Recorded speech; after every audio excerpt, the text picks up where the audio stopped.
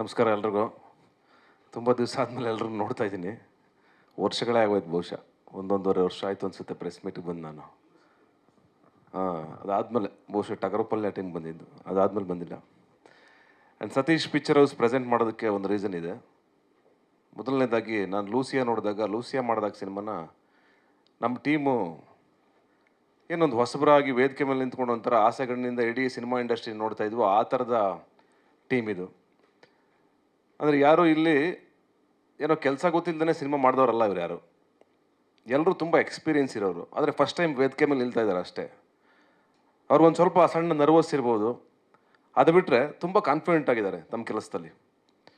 ಲಿಖಿತ್ ಅವರು ಕೆಲಸ ಹೇಳಬೇಕಂತಂದರೆ, ನಾನು ಫಸ್ಟ್ ಟೈಮ್ ವೃತ್ತ ಅಂತ ತೊಗೊಂಬಂದಾಗ ನಾನು ಅಂದ್ಕೊಂಡಿದ್ದು ಮಾಮೂಲಿ ಬರ್ತಾ ಇರುತ್ತೆ, ಒಂದು ಟೀಸರ್ ಲಾಂಚ್ ಮಾಡಿಕೊಡಿ, ಇಲ್ಲ ಟ್ರೈಲರ್ ಲಾಂಚ್ ಮಾಡಿಕೊಡಿ ಅಂತ ಬರ್ತಾ ಇರುತ್ತೆ. ಯಾಕೆಂದರೆ ಈಗ ಡಿಜಿಟಲ್ ಬಂದಮೇಲೆ ವರ್ಷದಲ್ಲಿ ಮುಂಚೆ 50-60 ಸಿನಿಮಾ ಬರ್ತಾ ಇದ್ದೀಗ 200, 300, 400ವರೆಗೂ ಬರೋಕ್ಕೆ ಶುರುವಾಗಿದೆ. ವಾರಕ್ಕೊಂದು ಸಿನಿಮಾ. 5 ಲಕ್ಷ ರೂಪಾಯಿ ಸಿನಿಮಾ ಮಾಡ್ತಾರೆ, 10 ಲಕ್ಷ ರೂಪಾಯಿ ಸಿನಿಮಾ ಮಾಡ್ತಾರೆ, 20 ಲಕ್ಷ ರೂಪಾಯಿ ಸಿನಿಮಾ ಮಾಡ್ತಾರೆ. ಹಿಂಗೆ ಎಲ್ಲರೂ ಸಿನಿಮಾ ಮಾಡೋಕ್ಕೆ ಶುರು ಮಾಡಿದ್ದಾರೆ. ಇದು ಓಪನ್ ಮಾರ್ಕೆಟ್, ಸಿನಿಮಾ ಮಾಡೋದಕ್ಕೇನೋ ಯಾರು ಬೇಕಾದರೂ ಮಾಡ್ಬೋದು, ಸಿನಿಮಾ ಇಂಥವ್ರೇ ಮಾಡಬೇಕು ಅಂತೇನಿಲ್ಲ. ಆದರೆ ಒಂದೇನೆಂದರೆ ಸ್ವಲ್ಪ ಎಕ್ಸ್ಪೀರಿಯೆನ್ಸ್ ಇದ್ದರೆ ಒಳ್ಳೆಯದು. ಒಬ್ಬ ಅವ್ರು ಸಿಂಗರ್ ಆಗಬೇಕು ಅಂತಂದರೆ ಡೈಲಿ ಪ್ರಾಕ್ಟೀಸ್ ಮಾಡಲೇಬೇಕು. 1-3 ಅವರ್ ಡೈಲಿ ಪ್ರಾಕ್ಟೀಸ್ ಮಾಡ್ತಾರೆ, ಕೆಲವರು 6 ಅವರ್ ಮಾಡ್ತಾರೆ.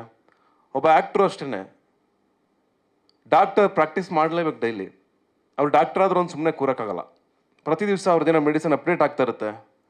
ಒಬ್ಬ ಲಾಯರ್ ಅಷ್ಟೇ, ಡೈಲಿ ಪ್ರಾಕ್ಟೀಸ್ ಮಾಡಲೇಬೇಕು. ಎಲ್ಲ ವಿಭಾಗದಲ್ಲೂ ಪ್ರಾಕ್ಟೀಸ್ ಅನ್ನೋದಿದೆ. ಈ ಆ್ಯಕ್ಟ್ರ್ ಅಂತ ಬಂದಾಗ, ಆ್ಯಕ್ಟಿಂಗ್ ಅಂತ ಬಂದಾಗ ಅದಕ್ಕೇನು ಪ್ರಾಕ್ಟೀಸ್ ಇಲ್ಲ ಅನ್ನೋ ಥರ ಇದೆ, ಒಂದು ನೋಷನ್ ಇದೆ ನಮ್ಮ ಸಮಾಜದಲ್ಲಿ.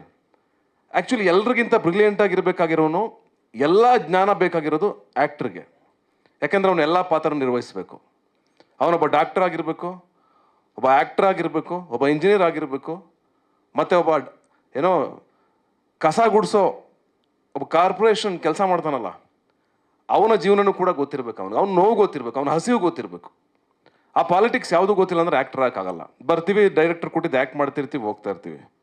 ಒಂದು ಸಿನಿಮಾ ಅಂತಂದರೆ ಬರೀ ಡೈರೆಕ್ಟ್ರು ಅಥವಾ ಮ್ಯೂಸಿಕ್ ಡೈರೆಕ್ಟ್ರು ಇವರಿಂದ ಆಗೋದಲ್ಲ, ಆ್ಯಕ್ಟ್ರ್ ಜವಾಬ್ದಾರಿ ಸಿಕ್ಕಾಪಟ್ಟೆ ಇರುತ್ತೆ. ಯಾಕಂದರೆ ನೀವು ಏನೇ ತೋರಿಸಿದ್ರು ಫಸ್ಟ್ ಬೆರಳು ಮಾಡೋದೇ ನಮಗೆ, ಹೀರೋ ಯಾರು ಸಿನಿಮಾಗೆ ಅಂತ. ಆ ಇಡೀ ತಂಡದಲ್ಲಿ ಏನಾಗಿದ್ರು ಯಾರೂ ಕೇಳಲ್ಲ, ಅದನ್ನ ಫಸ್ಟ್ ಕೇಳೋದೇ ಹೀರೋ ಮೇಲೆ. ಹಾಗಾಗಿ ಆ ಜವಾಬ್ದಾರಿ ಕಂಪ್ಲೀಟ್ಲಿ ಹೆಗಲ ಮೇಲೆ ಬೀಳುತ್ತೆ. ಆದರೆ ಇಷ್ಟೂ ಜವಾಬ್ದಾರಿನ ಈ ಜವಾಬ್ದಾರಿ ಅನ್ನೋದಿದೆಯಲ್ಲ, ಇದು ಬರೀ ಹೀರೋ ಮಾರ್ಕೆಟು ಅಥವಾ ಹೀರೋ ಲೈಫ್ಗೋಸ್ಕರ ಅನ್ನೋದಲ್ಲ. ಇದು ಅವನ ಜೀವನಕ್ಕೋಸ್ಕರ ನಾವೆಲ್ಲ ಸೇರಿ ಕಟ್ತಾ ಇದ್ದೀವಿ ಅನ್ನೋದಲ್ಲ ಇದು. ಯಾಕಂದ್ರೆ ಇಡೀ ಜಗತ್ತು ಗಮನಿಸ್ತಾ ಇರುತ್ತೆ. ಯಾರೋ 50 ರೂಪಾಯಿ ಕೊಟ್ಟು ರಾಯಚೂರು ಮೂಲೆಯಲ್ಲಿ ಕೂತ್ಕೊಂಡು ಸಿನಿಮಾ ನೋಡೋರು 50 ರೂಪಾಯಿನ ಕಷ್ಟಪಟ್ಟು ಕೆಲಸ ಮಾಡಿ ಅವನೊಂದು ಊಟ ಮಾಡ್ತಾನೆ ಬಿಡ್ತಾನೆ, ಸಿನಿಮಾಗೆ ಬಂದಿರ್ತಾನೆ. ಆ ಜವಾಬ್ದಾರಿ ನಮ್ಮ ಇಡೀ ತಂಡದ ಮೇಲೆ ಇರುತ್ತೆ. ಆ 50 ರೂಪಾಯಿ ಜವಾಬ್ದಾರಿ ಇರುತ್ತೆ ನಮ್ಮ ಮೇಲೆ.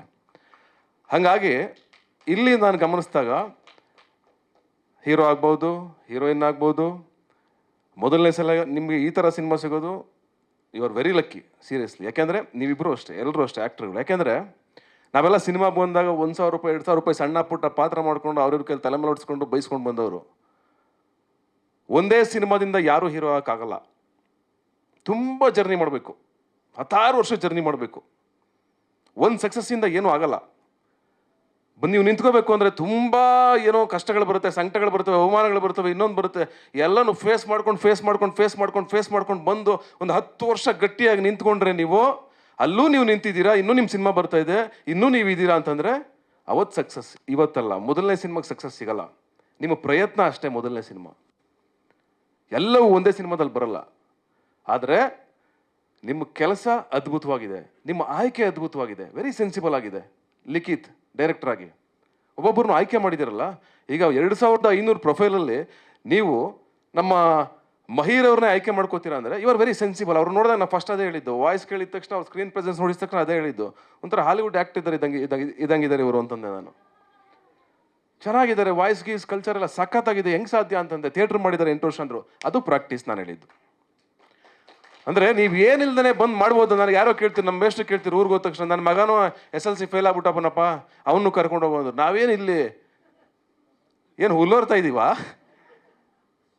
ಈ ದೊಡ್ಡ ಕೆಲಸ ರೀ ಇದು, ಆ್ಯಕ್ಟ್ರ್ ಅನ್ನೋದು ಏನು ತಮಾಷೆ ಕೆಲಸನ ಇದು? Very sensible. ಇದು ಸಮಾಜದ ಮೇಲೆ ಪರಿಣಾಮ ಬೀರುವಂಥ ಪ್ರೊಫೆಷನ್. ಇದು ಬಂಗಾರದ ಮನುಷ್ಯನಿಂದ ನೋಡ್ಕೊಂಡು ಬೆಳ್ಕೊಂಬಂದವ್ರು ನಾವು. ಎಂತೆಂಥ ಸಿನಿಮಾ ಬಂದಿದೆ, ಸಿನಿಮಾದಿಂದ ಇಡೀ ಕಲ್ಚರ್ ಬದಲಾಗಿದೆ, ಭಾಷೆ ಬದಲಾಗಿದೆ, ಭಾಷೆ ಕಲ್ತಿದ್ದೀವಿ ಅಣ್ಣವರಿಂದ ನಾವು. ಅಣ್ಣವರಾಗ್ಬೋದು, ವಿಷ್ಣು ಸರ್ ಆಗ್ಬೋದು. ಇದು ಸಿನಿಮಾ, ನಮ್ಮ ಜೀವ ಸಿನಿಮಾ, ನಮ್ಮ ಸಂಸ್ಕೃತಿ ಸಿನಿಮಾ. ಎಲ್ಲ ಸಮುದಾಯಗಳು, ಎಲ್ಲ ಜಾತಿ ಗೀತಿ ಎಲ್ಲ ಬಿಟ್ಟು ಥಿಯೇಟರ್ ಒಳಗೆ ಕೂತ್ಕೊಂಡು ನೋಡೋ ಸಿನಿಮಾ. ಎಲ್ಲನೂ ಮೀರಿ ನಮ್ಮ ಸಿನಿಮಾ ನೋಡಿದ ತಕ್ಷಣ ಒಂದು ಪ್ರೀತಿ ಬರುತ್ತೆ ಗೊತ್ತಾ ಹೀರೋ ಮೇಲೆ. ಅವನು ಯಾವ ಜಾತಿ ಯಾರು ಏನು ಕೇಳಲ್ಲ. ಆಗ ಜಸ್ಟ್ ಒಂದ್ಸಲ ವಿಷಲ್ ಹಾಕ್ತಾರೆ, ಕೇಕ್ ಹಾಕ್ತಾರೆ, ಖುಷಿ ಪಡ್ತಾರೆ, ಕಣ್ಣಲ್ಲಿ ನೀರು ಹಾಕ್ತಾರೆ, ಹಪ್ಕೋತಾರೆ, ಒದ್ದಾಡ್ತಾರೆ ಅವನಿಗೋಸ್ಕರ, ಹೀರೋಗೋಸ್ಕರ. This is our responsibility. ಇದೆಲ್ಲವೂ ನಮ್ಮ ರೆಸ್ಪಾನ್ಸಿಬಿಲಿಟಿ ಸಿನಿಮಾ ಅಂತಂದಾಗ. ಇದಕ್ಕೆ ನಾವೇನಾಗಿರ್ಬೇಕು ಗೊತ್ತಾ? ನಮ್ಮ ತಲೆ ಇಲ್ಲೇನು ಇರಬೇಕಾಗಿಲ್ಲ, ನಾವು ತುಂಬ ಹಂಬಲ್ಡ್ ಆಗಿರ್ಬೇಕು ಈ ನೇಚರ್ಗೆ. ಇಷ್ಟೆಲ್ಲ ಕೊಟ್ಟಿದ್ದಿಲ್ಲ ನಮಗೆ. ಓಕೆ ಫೈನ್, ನಾವು ಒಂದು ಟೈಮಲ್ಲಿ ಏನೂ ಇಲ್ಲ ಅಂತ ಒದ್ದಾಡ್ಕೊಂಡು 3 ಹೊತ್ತು ಊಟಕ್ಕೆ ಒದ್ದಾಡ್ಕೊಂಡು ಫೈಟ್ ಮಾಡ್ಕೊಂಬಂದವರು, ಒಂದು ಸಣ್ಣ ಸಣ್ಣ ಪಾತ್ರಕ್ಕೋಸ್ಕರ ಒದ್ದಾಡ್ದವರು. ಇವತ್ತು ಸಿನಿಮಾ ಇಷ್ಟೆಲ್ಲ ನಮಗೆ ಕೊಟ್ಟಿದೆಯಲ್ಲ, ನಾವು ಸುಮ್ಮನೆ ತಲೆ ತಗ್ಸ್ಕೊಂಡು ಜನರ ಮಧ್ಯೆ ಹೋದರೆ ಸಾಕು, ನಮಗೆ ಇನ್ನೇನು ಬೇಕಾಗಿಲ್ಲ. ಅದು ನೇಚರ್ಗಿಂತ ನಾವ್ಯಾರು ದೊಡ್ಡವರಾಗಿ ಸಾಧ್ಯನಾ? ಈ ಭೂಮಿಗಿಂತ ನಾವ್ಯಾರು ದೊಡ್ಡವರಾಗಿ ಸಾಧ್ಯನಾ? ಭೂಮಿ ಮದ್ಗಡೆ ನಾವ್ಯಾರು? ಭೂಮಿನೇ ಇಡೀ ಯೂನಿವರ್ಸಲ್ಲಿ ತುಂಬಾ ಚಿಕ್ಕದಂತೆ, ಭೂಮಿನೇ. ಹಾಗಾಗಿ ನಾವೆಲ್ಲರೂ ತುಂಬ ಸಣ್ಣವರಾಗಿ ಇದ್ಕೊಂಡು ದೊಡ್ಡ ಕೆಲಸಗಳನ್ನ ಮಾಡೋಣ. ಅಪ್ರಿಷಿಯೇಷನ್ ಜೋರಾಗಿರುತ್ತೆ, ಸೌಂಡು, ಚಪ್ಪಾಳೆ, ಶಿಳ್ಳೆ ಜೋರಾಗಿರಲಿ, ನಮ್ಮ ಮಾತು ತೂಕವಾಗಿ ಸಣ್ಣದಾಗಿರಲಿ, ಸಾಕು. ನಾವಿರೋಣ, 100% ಗೆಲ್ತೀವಿ. ಆ ಸ್ಟ್ರಗಲ್ ಬೇಕು. ಒಂದು ಸಿನಿಮಾದಿಂದನೇ ಎಲ್ಲ ಆಗಲ್ಲ. ನಿಮ್ಗಾಗಲಿ ಇವತ್ತು ನಮ್ಮ ನಿರ್ಮಾಪಕರು ಏನೋ ಅವ್ರ ಅಪ್ಪ ಅಮ್ಮ, ನಾನು ಫಸ್ಟ್ ಟೈಮ್ ವೃತ್ತ ತೊಗೊಂಬಂದಾಗ, ಟೀಸರ್ ತೊಗೊಂಬಂದಾಗ ಏನು ಬರ್ತಾ ಇರ್ತಾರೆ, ಸುಮ್ಮನೆ ಇದು ಮಾಡಿಕೊಡಿ ಅಂತ. ಸರಿ ಆಯಿತು ನೋಡ್ಬಿಡೋಣ, ಮಹೇಶ ಹೇಳ್ತಾವ್ರೆ, ಅದೇನು ನೋಡೋಣ, ಮಹೇಶ್ ಹೇಳಿದ್ಮೇಲೆ ಮಾಡದೇ ಇರೋಕ್ಕಾಗಲ್ಲ, ಸರಿ ಅಂತ ಅಂದ್ಬಿಟ್ಟು ಆಯ್ತು ತಗೊಂಬನ್ನಿ ಮಹೇಶ್ ಅಂತಂದೆ. ಬಂದಮೇಲೆ ನೋಡಿದೆ ನಾನು ಸೀರಿಯಸ್ಲಿ. ನೋಡಿದ್ಮೇಲೆ ನನಗೆ ವೃತ್ತ ಅವ್ರ ಒಂದು ಏನೋ ಪೋಸ್ಟರ್ ಆಗ್ಬೋದು ನೋಡಿ, ಆ ಪೋಸ್ಟರ್ ಮೇಲೆ ಲೈಟಿಂಗ್ ಆಗಲಿ ಅಥವಾ ಅವ್ರ ಡಿಸೈನ್ ಆಗಲಿ, ಎಷ್ಟು ಏನೋ ಏಸ್ಥೆಟಿಕ್ ಸೆನ್ಸ್ ಇದೆ ಅವ್ರಿಗೆ. ಆ ಡಿಸೈನ್ ಬಗ್ಗೆ ಎಷ್ಟು ಒಂದು ಕ್ವಾಲಿಟಿ ಇದೆ ಇಡೀ ಸಿನಿಮಾದ ಬಗ್ಗೆ. ಆ್ಯಂಡ್ ಒಂದು ಸಾಂಗಲ್ಲಿ ಆಗ್ಬೋದು, ಅವರಿಬ್ಬರು ಕೆಮಿಸ್ಟ್ರಿ ಆಗ್ಬೋದು, ಆಮೇಲೆ ಕ್ಯಾರೆಕ್ಟರೈಸೇಷನ್ ಆಗ್ಬೋದು, ಹಿಡಿದಿರೋ ರೀತಿ ಆಗ್ಬೋದು, ಡೈರೆಕ್ಟ್ರು ತುಂಬ ಚೆನ್ನಾಗಿ ಹಿಡಿದಿದ್ದಾರೆ.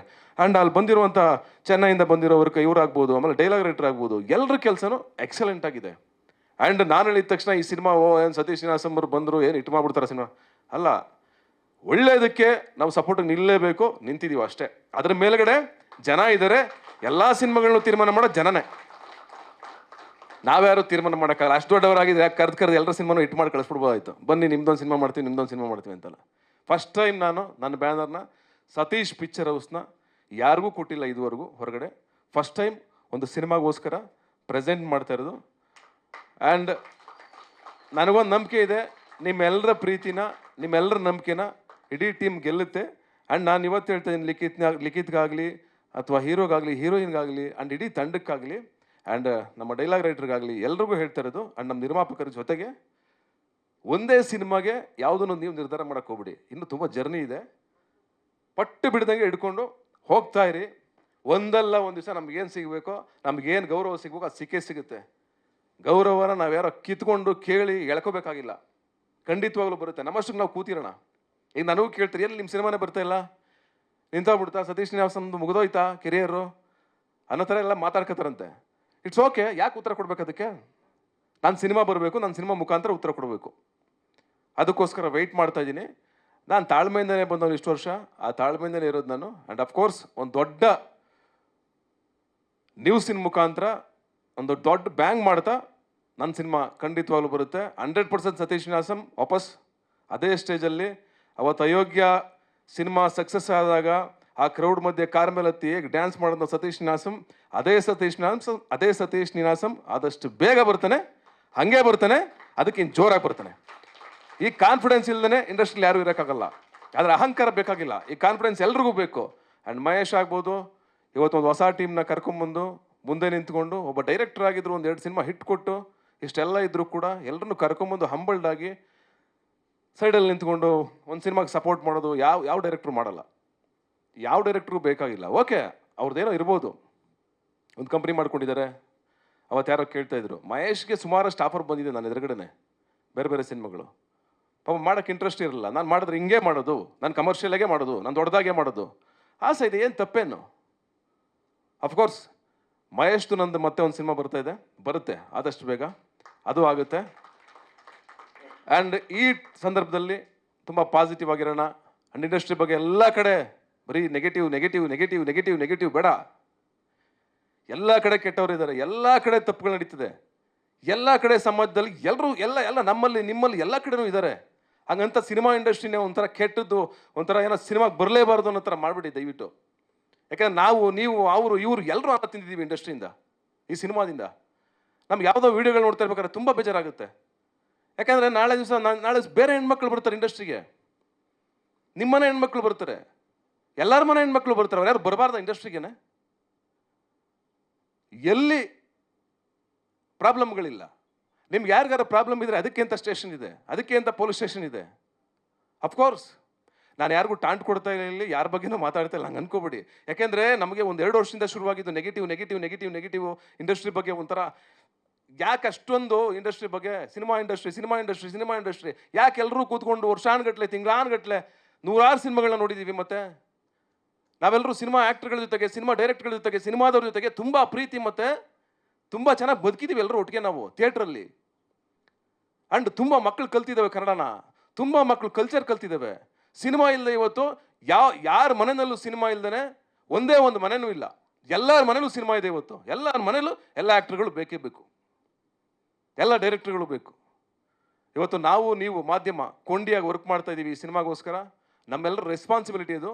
ನಾವೆಲ್ಲರೂ ಜವಾಬ್ದಾರಿಯಿಂದ ಸಿನಿಮಾನ ಬೆಳೆಸೋಣ, ಸಿನಿಮಾನ ಗೆಲ್ಸೋಣ. ನೀವೆಲ್ಲರೂ ಜೊತೆ ನಿಂತ್ಕೊಂಡ್ರೆ ನಾನು ಅಂದ್ರೆ ಯಾರು? ನಾನ್ಯಾರು? ನಿಮ್ಮವನೇ. ನಾನೆಲ್ಲಿಂದ ಬಂದಿದ್ದೀನಿ? ನಾವು ಅಂದರೆ ಯಾರು? ಇಂಡಸ್ಟ್ರಿಯವರು ಅಂದರೆ ಯಾರು ಸಪ್ರೇಟ್ ಆದು? ನಾವೆಲ್ಲ ಒಂದೇ. ಮೀಡಿಯಾದವರು ಅಂದರೆ ಯಾರು ಸಪ್ರೇಟ್ ಆದು? ಇಲ್ಲ, ನಾವೆಲ್ಲ ಒಂದೇ. ನಾವ್ಯಾರು ಬೇರೆ ಬೇರೆ ಅಲ್ಲ. ನಾವೆಲ್ಲ ಕನ್ನಡಿಗರೇ, ನಾವೆಲ್ಲ ಭಾರತೀಯರೇ, ನಾವೆಲ್ಲ ಈ ಭೂಮಿ ಮೇಲಿರುವಂಥ ಮನುಷ್ಯರೇ. ನಾವೆಲ್ಲ ಒಗ್ಗಟ್ಟಾಗಲಿಲ್ಲ ಅಂತಂದರೆ ಸರಿ, ಯಾವ ಪ್ರೊಫೆಷನ್ ಚೆನ್ನಾಗಿದೆ ಕರೆಕ್ಟಾಗಿ ಹೇಳ್ಬಿಡಿ ಒಂದ್ಸಲ ನೋಡೋಣ. ಎಲ್ಲಿ ಪ್ರಾಬ್ಲಮ್ ಇಲ್ಲ? ಒಂದೇ ಒಂದು ಪ್ರೊಫೆಷನ್ ತುಂಬ ಕ್ಲಿಯರ್ ಆಗಿದೆ ಅನ್ನೋದು ಯಾವುದೂ ಇಲ್ಲ ಜಗತ್ತಲ್ಲಿ. ಎಲ್ಲ ಕಡೆನೂ ಸಮಸ್ಯೆಗಳಿದೆ, ಎಲ್ಲ ಕಡೆನೂ ಚೆನ್ನಾಗಿದೆ, ಎರಡೂ ಇದೆ. ಕುವೆಂಪು ಒಂದು ಮಾತು ಹೇಳ್ತಾರೆ, ಇಲ್ಲಿ ಯಾರೂ ಮುಖ್ಯರಲ್ಲ, ಇಲ್ಲಿ ಯಾರೂ ಅಮುಖ್ಯರಲ್ಲ. ಈ ನೇಚರ್ಗೆ ನಾವು ಯಾರೂ ಮುಖ್ಯರಲ್ಲ. ಇನ್ನು 50 ವರ್ಷ ಆದಮೇಲೆ ನನ್ನ ಹೆಸರೇ ಇರಲ್ಲ, ನಮ್ದು ಯಾರ್ದು ಇರಲ್ಲ, ನಾವು ಯಾರೂ ಇರಲ್ಲ. ಇರೋ ತನಕ ಚೆನ್ನಾಗಿ ಬದುಕಿ ಖುಷಿಯಾಗಿದ್ದು ಪಾಸಿಟಿವ್ ಆಗಿ ಹೋಗೋಣ. ಅಫ್ಕೋರ್ಸ್ ವೃತ್ತ ನಿಮ್ಮೆಲ್ಲರೂ ಇಂಪ್ರೆಸ್ ಮಾಡುತ್ತೆ. ಆ್ಯಂಡ್ ವೃತ್ತ ಟೀಮ್ ಒಳ್ಳೇದಾಗುತ್ತೆ. ಒಳ್ಳೇದಾಗಲಿ ಸರ್. ನಿಮಗೆ ಇಬ್ಬರಿಗೂ ಭಾಳ ಖುಷಿಯಿಂದ ಸಿನಿಮಾ ಮಾಡಿದ್ದೀರಾ. ಇಷ್ಟು ಜನರಿಗೆಲ್ರಿಗೂ ನೀವು ಚೆನ್ನಾಗಿ ನೋಡ್ಕೊಂಡಿದ್ದೀರಾ, ಅನ್ನ ಹಾಕಿದ್ದೀರಾ ಜೊತೆ ನಿಂತ್ಕೊಂಡು. ನಿಮ್ಮ ಸಿನಿಮಾ ಗೆಲ್ಲಿ ಅಂತ ನಾನು ಹಾರೈಸ್ತೀನಿ. ಆ್ಯಂಡ್ ಥ್ಯಾಂಕ್ ಯು, ಕಂಗ್ರ್ಯಾಚುಲೇಷನ್ಸ್ ಇಡೀ ತಂಡಕ್ಕೆ. Thank you very much. Guarantee news, ಸುದ್ದಿ ಖಚಿತ, ನ್ಯಾಯ ನಿಶ್ಚಿತ.